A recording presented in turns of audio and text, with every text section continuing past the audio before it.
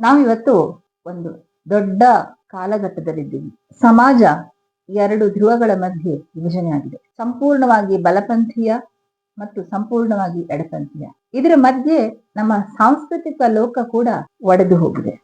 ಈ ವಿಭಾಗಗೊಂಡ ಜಾಗದಲ್ಲಿ ನಿಂತ್ಕೊಂಡಂತಹ ಮಹನೀಯರು ಅಂತ ಹೇಳ್ತೀವಲ್ಲ, ಅವರು ವರ್ತಿಸುವ ರೀತಿ ಮತ್ತು ಅವರು ನೀಡುವಂತಹ ಹೇಳಿಕೆಗಳು ಬಹಳ ದೊಡ್ಡ ಪರಿಣಾಮವನ್ನ ಬೀರ್ತಾ ಇದ್ದಾವೆ.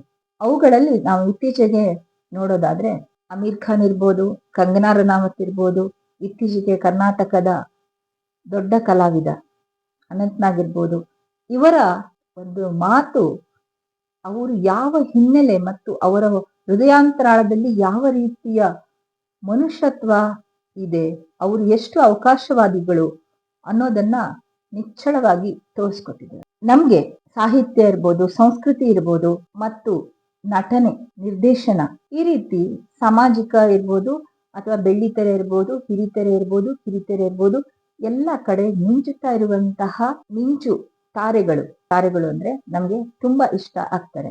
ಸೊ ಇವಾಗ ಅವ್ರನ್ನ ನಾವು ತುಂಬಾ ಫಾಲೋ ಮಾಡ್ತಿರ್ತೀವಿ. ಯಾಕಂದ್ರೆ ಅವ್ರು ಎಲ್ಲೋ ಒಂದ್ ಕಡೆ ನಮ್ಮ ಕೈಲಿ ಆಗದನ್ನ ಅವ್ರು ಮಾಡ್ತಾ ಇರ್ತಾರೆ. ಎಲ್ಲೋ ಒಂದು ಕಡೆ ಅವರು ಮಾದರಿ ಆಗಿರ್ತಾರೆ, ಒಂದು ಸ್ಫೂರ್ತಿ ಆಗಿರ್ತಾರೆ. ಅದೇ ರೀತಿ ನಮ್ಮ ಹೃದಯವನ್ನ ಗೆದ್ದಿರ್ತಾರೆ. ಇವಾಗ ಅವರ ಜಾಗ ದೊಡ್ಡದಾಗ್ತಾ ಹೋಗುತ್ತೆ ಎಲ್ಲರ ಹೃದಯದಲ್ಲಿ. ಅದೇ ರೀತಿ ಅವರ ಜವಾಬ್ದಾರಿ ಕೂಡ ಹೆಚ್ಚಾಗ್ತಾ ಹೋಗುತ್ತೆ. ಇವತ್ತು ಭಾರತ ಒಂದು ತುಂಬಾ ಸೂಕ್ಷ್ಮ ಪರಿಸ್ಥಿತಿಯಲ್ಲಿದೆ. ಎಂತಹ ಪರಿಸ್ಥಿತಿ ಅಂದ್ರೆ ಪ್ರತಿ ಒಂದು ಹೇಳಿಕೆಯನ್ನು ತುಂಬಾ ಸೂಕ್ಷ್ಮವಾಗಿ ನೀಡಬೇಕಾದಂತಹ ಕಾಲ ಇದೆ. ಯಾಕಂದ್ರೆ ಮಕ್ಕಳು ಇವತ್ತು ಮೊದಲಿನ ಹಾಗೆ ಸುಮ್ನೆ ಹೇಳಿದ್ದನ್ನೆಲ್ಲ ಒಪ್ಪಿಕೊಳ್ಳುವ ಪರಿಸ್ಥಿತಿಯಲ್ಲಿ ಇಲ್ಲ. ಅವರು ಪ್ರಶ್ನೆ ಮಾಡೋದನ್ನ ಕಲಿತಿದ್ದಾರೆ. ಸುಮ್ನೆ ಅಪ್ಪ ನೆಟ್ಟ ಆಲದ ಮರಕ್ಕೆ ಅವರು ನೇಣು ಹಾಕೊಳ್ಳುವ ಪರಿಸ್ಥಿತಿಯಲ್ಲಿಲ್ಲ.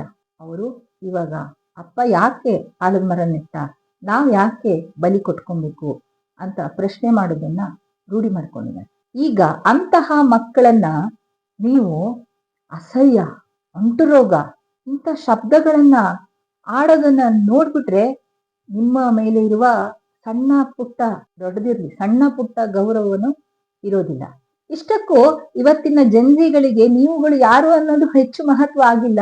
ಇದನ್ನ ನೀವು ಅರ್ಥ ಮಾಡ್ಕೋಬೇಕು. ಯಾಕಂದ್ರೆ ಇವಾಗ ನೀವು 60, 70, 80, 90 ಹಂತದಲ್ಲಿ ಇರೋರಿಗೂ ಜಂಜಿಗಳಿಗೆ ಏನೂ ಅಲ್ಲ. ಯಾಕಂದ್ರೆ ಅವ್ರಿಗೆ ನಿಮ್ಮ ಸಿನಿಮಾಗಳು ಮಾಡೆಲ್ ಅಲ್ಲ, ಅಥವಾ ನಿಮ್ಮ ದಾರಿ ಮಾಡೆಲ್ ಅಲ್ಲ. ಆದ್ರೆ ನೀವು ಹೇಳಿದ ಮಾತಿದೆಯಲ್ಲ, ಅದು ಅವರನ್ನ ರೊಚ್ಚಿಗೆಬ್ಬಿಸೋದಕ್ಕೆ ಸಾಕಾಗುತ್ತೆ.